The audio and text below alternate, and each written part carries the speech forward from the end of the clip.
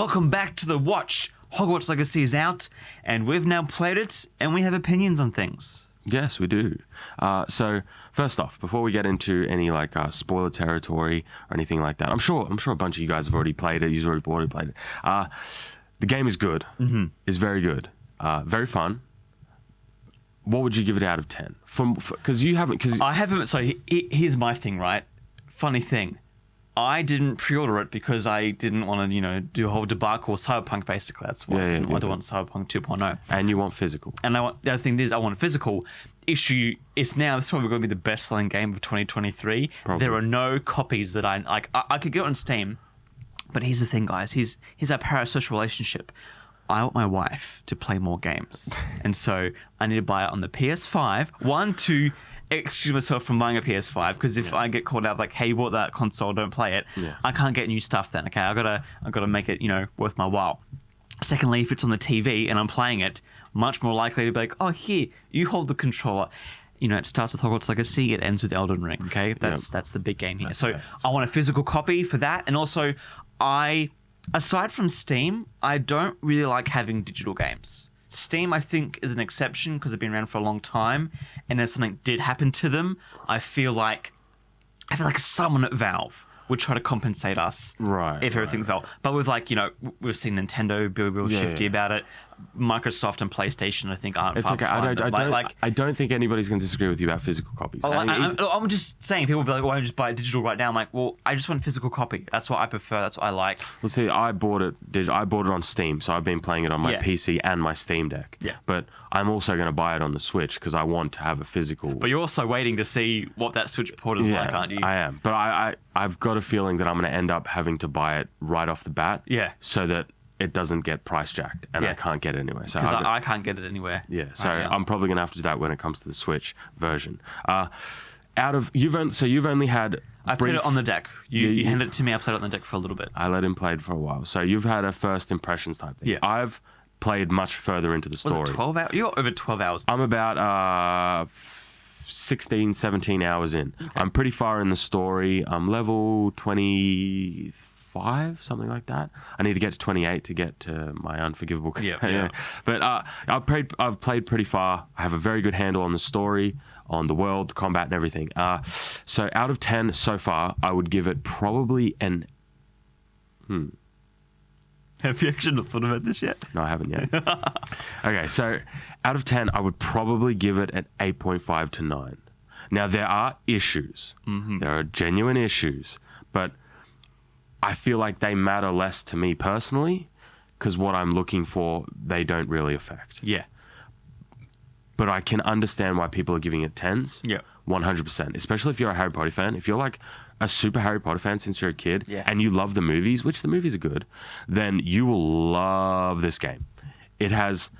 The Hogwarts map is huge. There's so much... All those classes, Defense Against the Dark Arts. So you can go visit all those places in the movies. You can go to Hogsmeade. The world, the actual open world map is massive.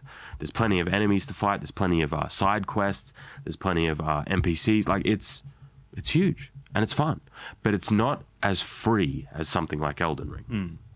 So Elden Ring is far more of a free game where you can do whatever you want whenever you want. Hogwarts Legacy is not like that. You have to play the story right off the bat to actually progress anything. Mm-hmm. Then after that, you basically have to wait a while to get things like your broom and your owl and proper curses. Like you learn all your spells and curses through like the teachers and interacting with the main story. So it's very restricted in terms of how free and open is this world. Yeah. Once you finish the game, it'll be very free and open, but you got to do all that stuff. Yeah, you got to do all that stuff first. Well, I mean, there is certain points in the story where if you're happy with what you have already, you can kind of just go and do your own thing for 20 hours. But the problem is, if you want to unlock all the curses and all the spells and all the things you can do, you have to keep going through the main story.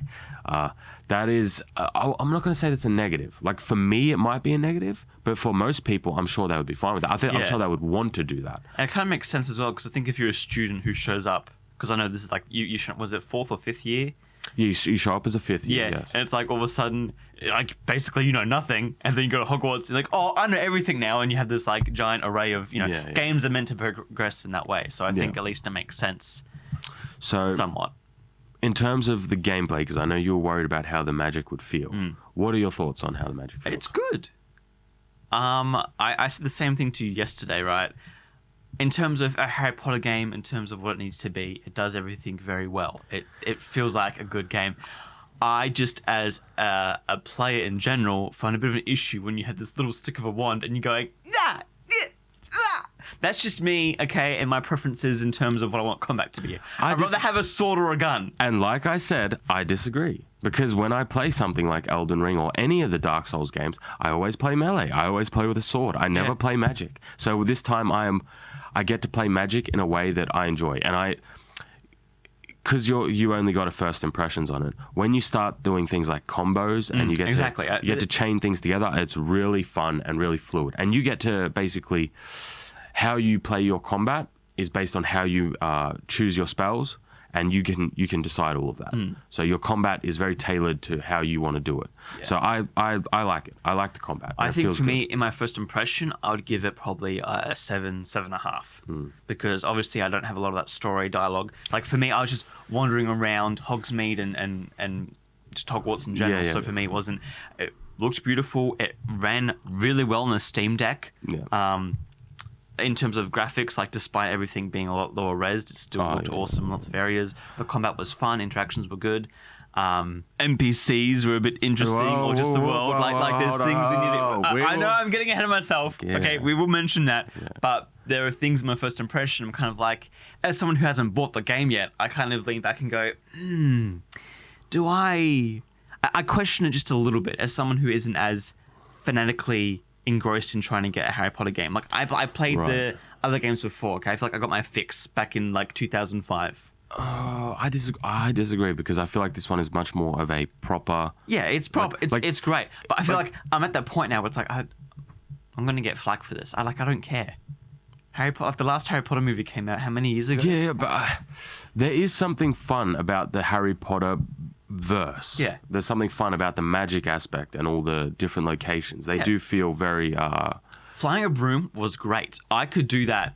That could be the whole game for me. I'd be happy with that. That is actually a good point to talk about because I'm at the point in the game where it's more fun for me to use my broom to travel than fast travel. Yeah. Like I just want to fly the broom around. It's fun. That's good. That's good open world design. That's what you want. That's what you want. Yeah. You don't want to be just fast traveling everywhere and trying to get around there. Like, using the broom is fun. I don't use the Hippogriff. The Hippogriff Mountain. Yeah, I used it once when I had to, and then I haven't used it since. I just don't. It's just not your style. That's fine. It's a bit slower. I'm not really feeling it. I just want to use the broom. Yeah. So in terms of the open world game design, in terms of combat, it's very good. It is very good. It just is. Gameplay wise, it's a lot better. I mean, again, I keep going back to Cyberpunk because I feel like that nothing has reached this level of hype. Right. Like Elden Ring had that support behind it, but I think Elden Ring still is niche. Okay. I think with Elden Ring it was a bit different because it brought a lot of people who've never played a Dark Souls game into Dark Souls. For sure. And it's... Ooh, I know people are going to disagree, but it is the best Dark Souls game ever made. Because it takes things like... You get Marika Stakes, for example. Some of those boss runs back in the day are not fun. Like, they're not fun. Go back and play something like, on the original Dark Souls or Dark Souls 2. Those boss runs are not fun. With each game, they adapt. Yeah. They make it a little bit better until you get to Elden Ring, where it's just like... Perfect. Yeah. Well, what I'm saying with that is that, like, so I have friends and family who I would consider more normie than me, okay? So none of them have played or owned Elden Ring or, like, any From Software game. Yeah. Cyberpunk they bought, and we all just were like, what is this? Now, everyone, both husbands and wives, children and parents... Everyone's playing Hogwarts Legacy. Yes, it does have that more mainstream appeal, but I felt like Elden Ring was able to cross into... Because like Dark Souls had always been... It had been huge, but it was always niche huge. Yeah. Like, it's weird to say something that sells millions of copies as niche. But well, it's true, though. There were certain people who just didn't care. But then when Elden Ring came around, the hype was so massive, and people who've never played any Dark Souls game before, as much as they don't want to admit it, Elden Ring is the most accessible because you can play so many different ways. Yeah. They were able to play it for the first time, and it was great. And it was something that they had never played before. Because you had things like Ubisoft games or EA games where it's all go here, do that, go here, do that. Elden Ring is like, hey, figure it out. But at the same time, they don't leave you in the dark.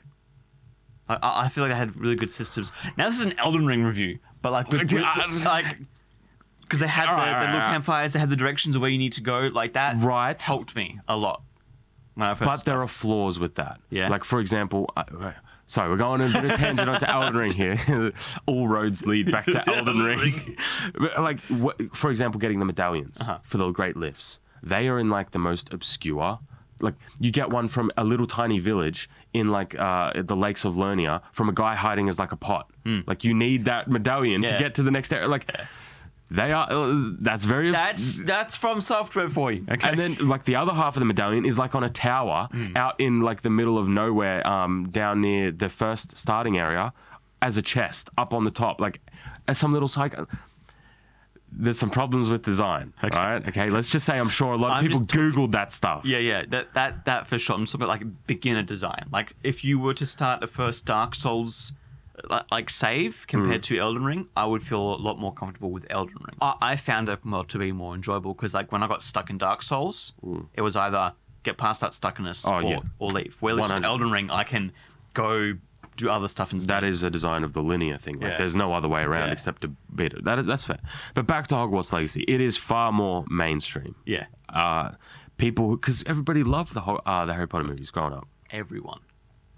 So you have people on the left, people on the right buying the game. You have people who are just normies buying the game. You have everybody buying the game. It's obviously doing well. The sales are obviously very well. Business is booming, basically.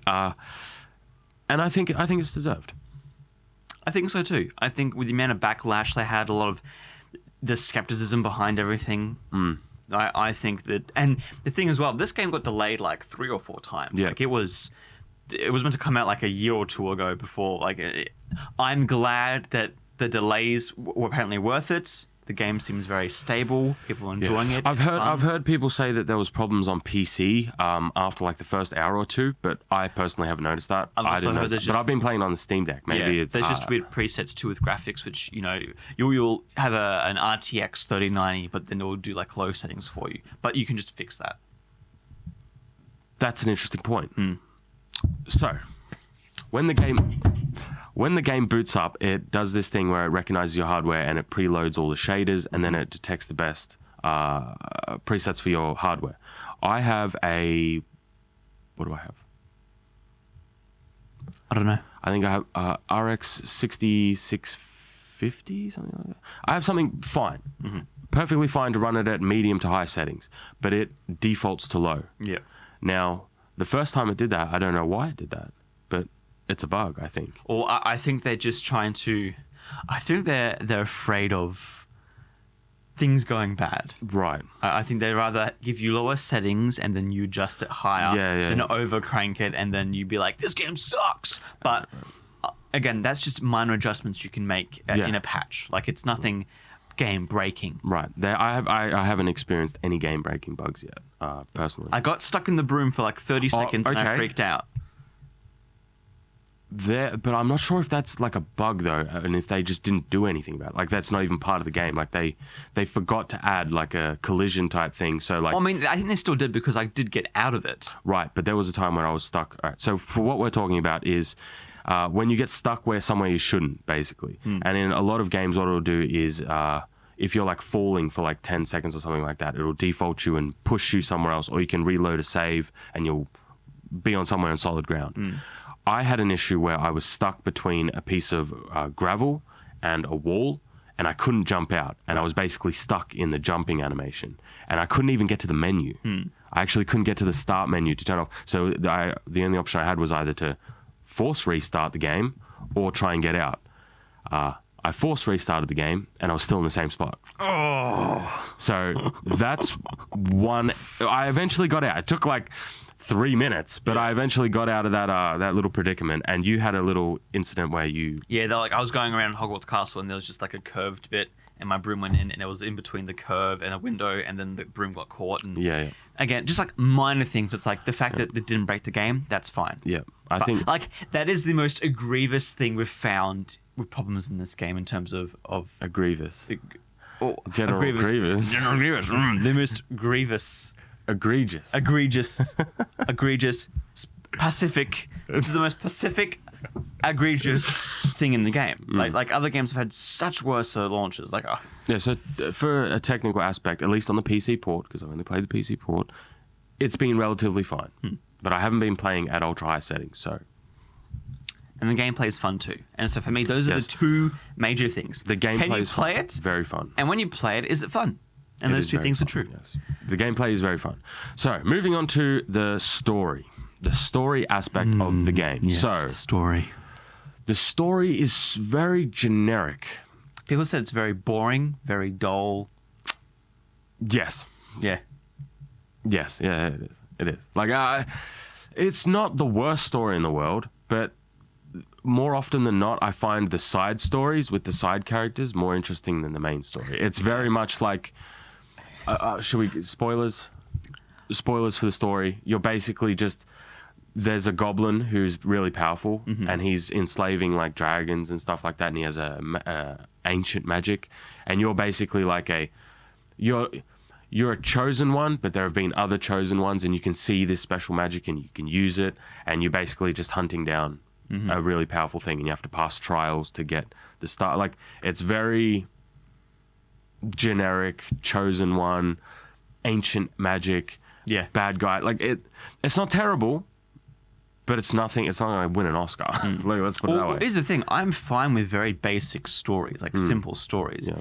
It's the execution for me that makes it good or bad. And I feel like they obviously wasn't executed poorly, but they didn't go above and beyond to really bring anything to the story. I wouldn't. It's very. It's not the worst story in the world, but it's not like I care too much. I'll probably finish out the story because I want to. Yeah, unlock all the stuff. Yeah, I want to unlock all the stuff. That's the thing. If you didn't need to unlock anything, you wouldn't have. Yeah, I would probably be like, I don't really care too much, but I'm going to finish out the story because I want to make sure I get everything. The side stories, however, are actually kind of fun. I told you about this. I've got to ask as well, what house you're in? Gryffindor. You get to choose. You can choose. Yeah. They basically, they say you can go into this house, and then if you say no, you can just choose. Yeah.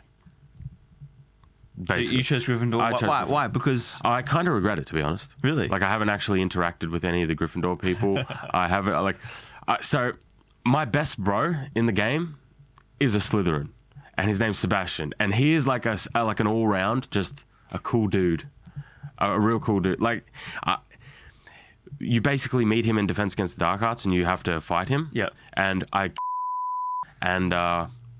he was basically just cool with it. He's like, hey, you're pretty good. You want to join this club where we do duels? You want to learn new spells? His storyline is fun and interesting. He's basically trying to save his sister from a curse. She was cursed by the goblins. He's going to like crazy lengths to save her and stuff like that. And he's teaching you all the unforgivable curses like Crucio and whatever the other one is. Can't remember it off the top of my head. Imperio, that's it. And then I'm getting to the Avada Kedavra. I'm getting there. I haven't gotten there yet. But his story is fun and interesting. All the other side characters are passable. Not the funnest thing. Not as fun as his, but not the worst either. Basically, there was a review that came out online. A review. Yes, we need. Was it the Wired? We'll get there at the end. Was the Wired review? Yeah, it's the Wired. Okay. A 1 out of 10. And there was a very valid point of criticism that every NPC in the game is very one-dimensional. And this is true. They're all very one-dimensional. Except for Sebastian and my other bro, Ominous, who's also another Slytherin. Those two dudes are awesome. Ominous, he's the blind one, yeah? He's blind. He's blind and he's a pureblood, and his families are like descended from Slytherin. And they're evil, and he's like good. He's like the nicest dude ever. Yeah. And he wants to do good in the world. They're all one-dimensional except for the Slytherin people. It's like, what? But no, they are good side quests, and they are good NPCs to interact with.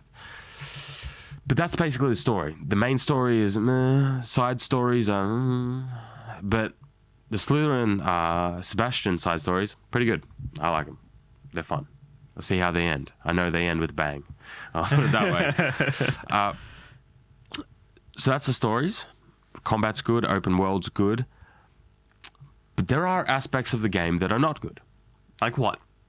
Or should I say not? Maybe not good is not the right way, but There are issues. there are issues. Your bias is showing type deal. Mm-hmm. So first off, there is the game doesn't feel like the time period it's trying to represent or the geographical location that it's trying to represent at all.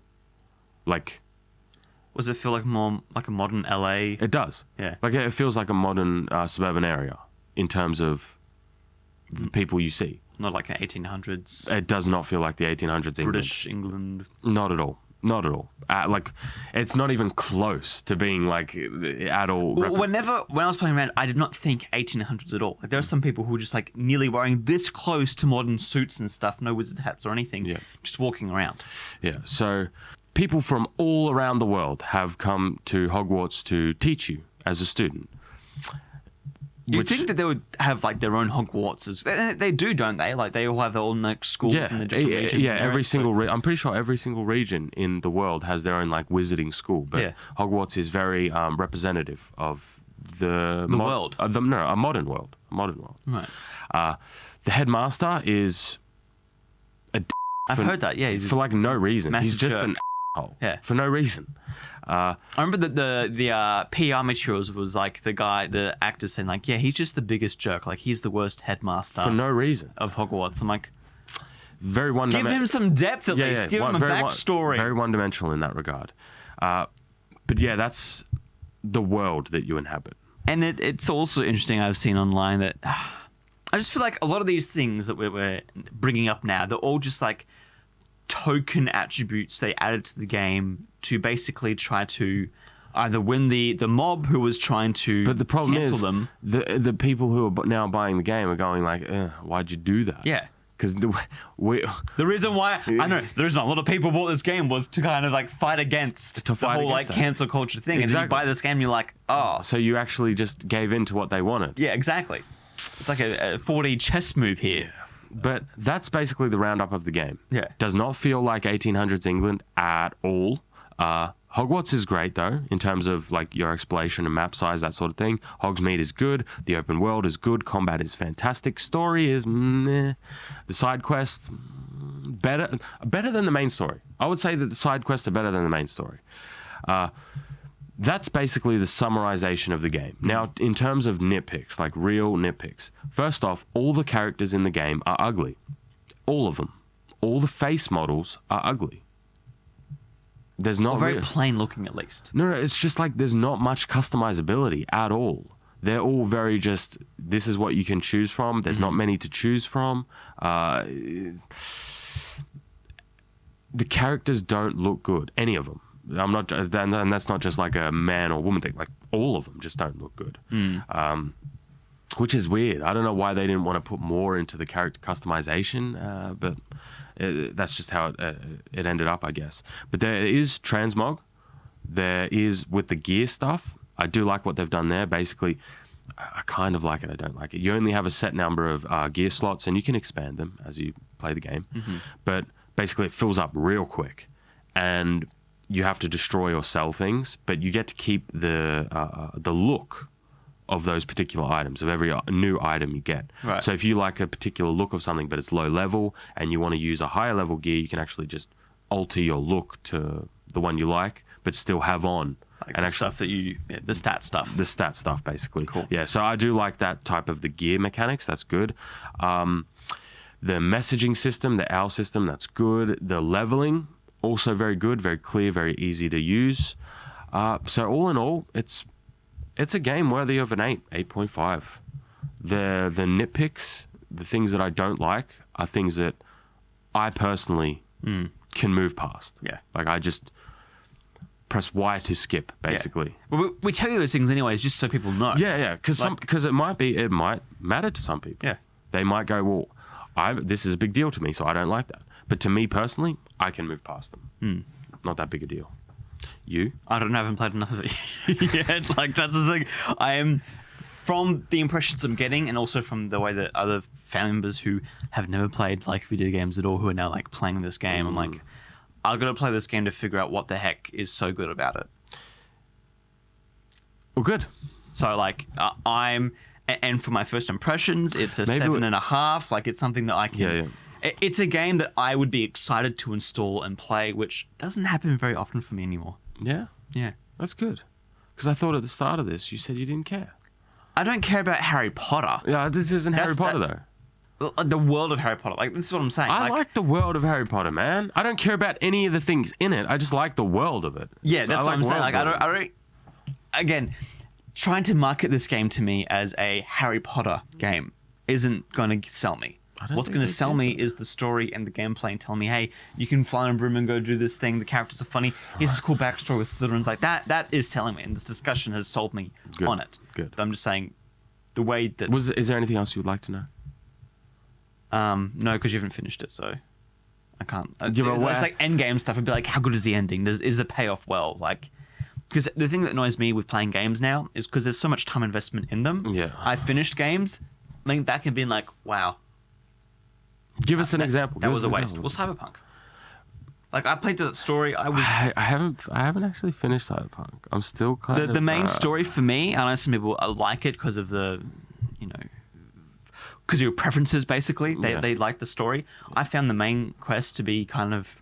It felt more like a side quest, where the side quest actually felt more like a main story to me.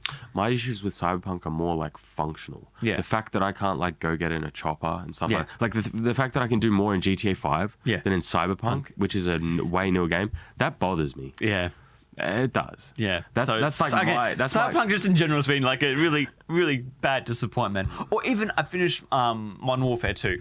I haven't played that. And I mean, it ended with them being like, wait till the third one, Nathan. What did you expect with that, though? Like, come on. Well, like, there was stuff in that again, we're not going to talk about this. Isn't a whole review of like Nathan's catalog, okay? That's a separate video. This is a video game review. Yeah. Just all of them in the world. Them. Yeah. And so like, no, it's been a while since I finished a game and just felt like accomplished. Because you haven't finished Elden Ring, have you? No, I haven't finished Elden Ring. Like the last game that made me that game came out when we were working here, right? And both Oz and Shad were playing it and streaming, and I was the one switching the cameras, just watching them play. Yeah, like the reason why I haven't finished it is because I can't. But I like finishing a game where it kind of feels like the story is complete. I've unlocked everything. I feel like you start off the game as someone who has no idea what's going on. By the end, you feel like the master, the hero, or whatever the journey was. An important note is that for the first, I think, like 5 hours of my gameplay, I was playing on normal mode. Right. And it was very easy. Now, this is one of those things where it gets a little tricky, like, because you play a lot of Dark Souls games, and I'm basically just playing it like Dark Souls. Like, I'm going to be legit with you. You, like we said in, like, when we were looking at gameplay stuff, you do have rolling, you do have dodging, you also have a parry type thing, and then you have heavy attacks, light attacks, that sort of stuff. Yeah. Obviously, depending on the spells you use. And there's cooldowns and stuff. But I've been straight up playing it like Dark Souls. And it was easy. On normal mode. It was like...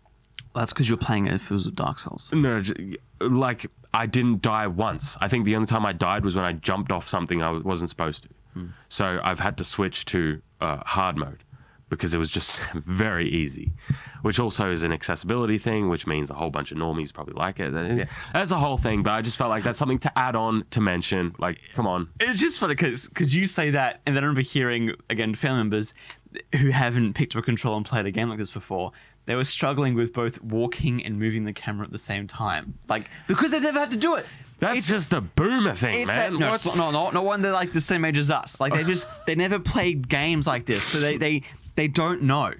They don't know how to do that. Their brains haven't been wired to both walk and move the camera at the same time. Flying the broom is a little bit tricky, though, because the broom is a bit odd. Intuitive. Because when you're moving faster, it starts to get a bit more...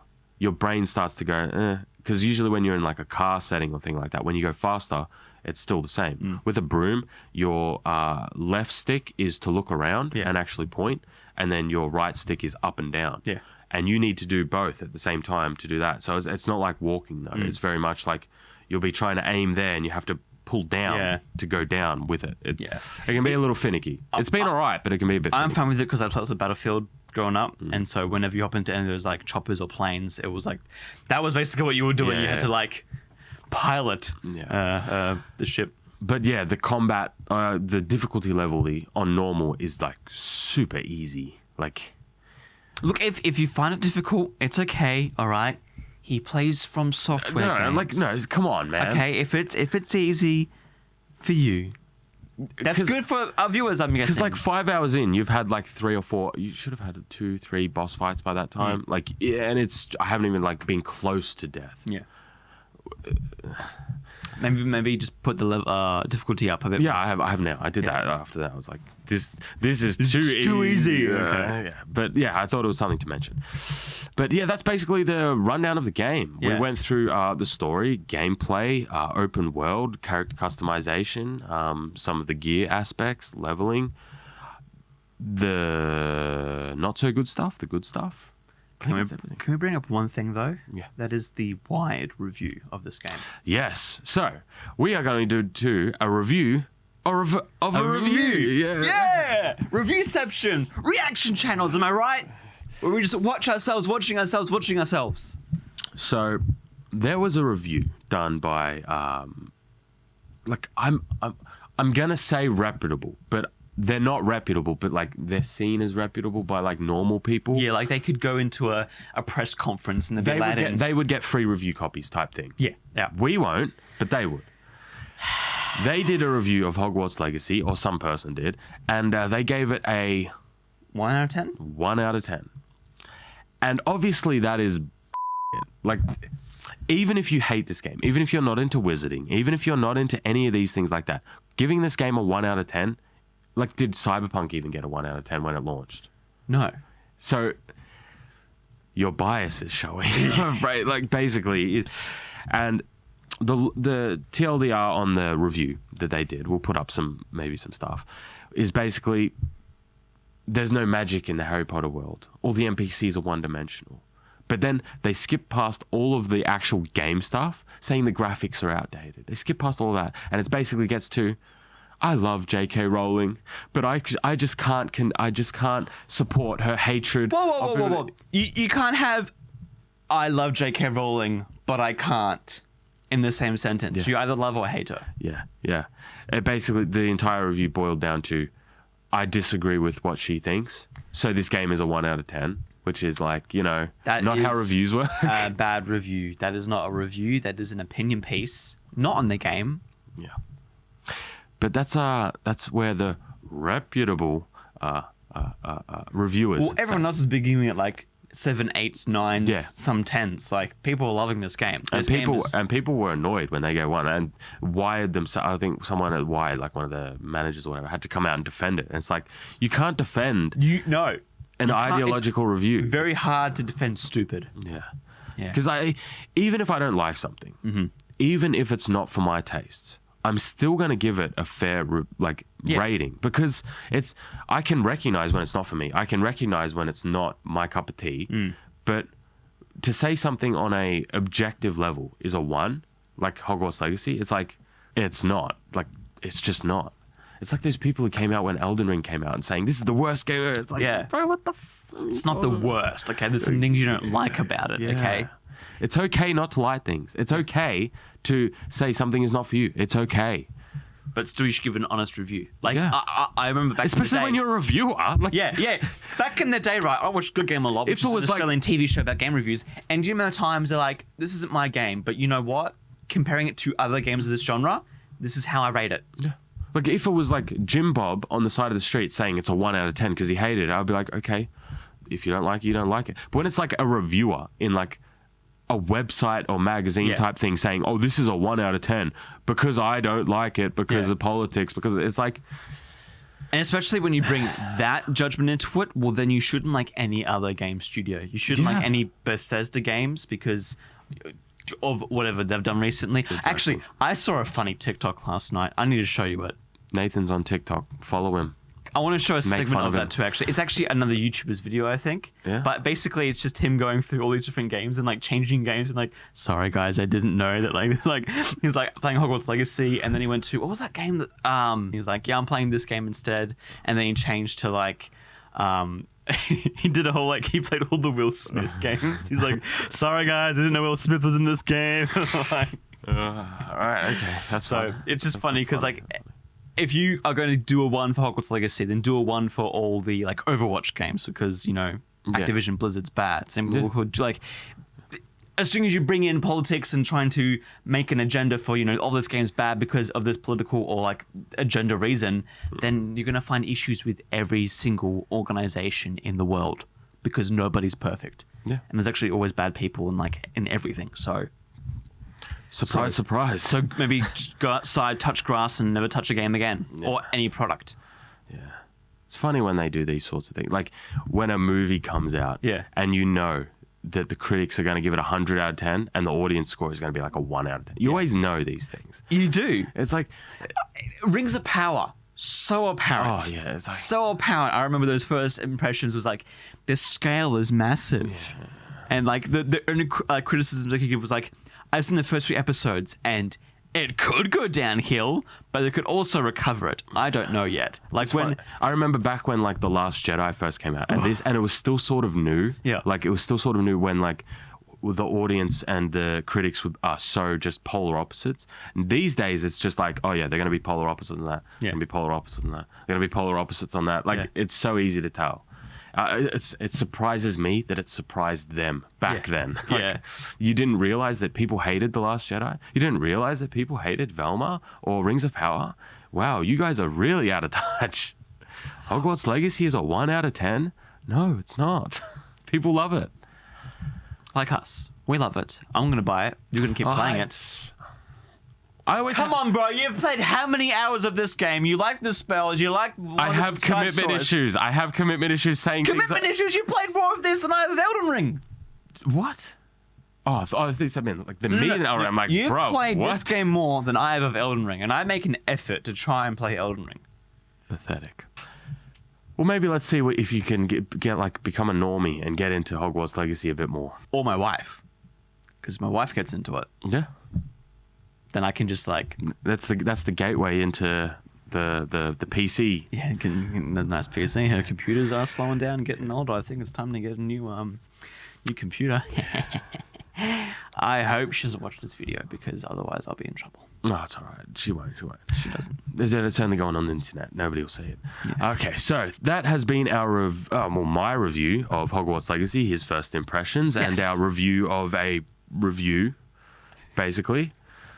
Very complicated today. We also did a bit of a review on Elden Ring. And so we're a bit everywhere today. We love games, and on Here Nights Watch, it's more like movies, TV show, pop game culture nights. Stuff. Wait, what? No, we don't say that word here anymore. Sorry. We don't use that word. Leave your comments down below what you think of Hogwarts Legacy so far, whether you like it, hate it, if there's any nitpicks that we missed, any things that we got perfectly right. Let us know in the comments, and as always, guys, stay on watch.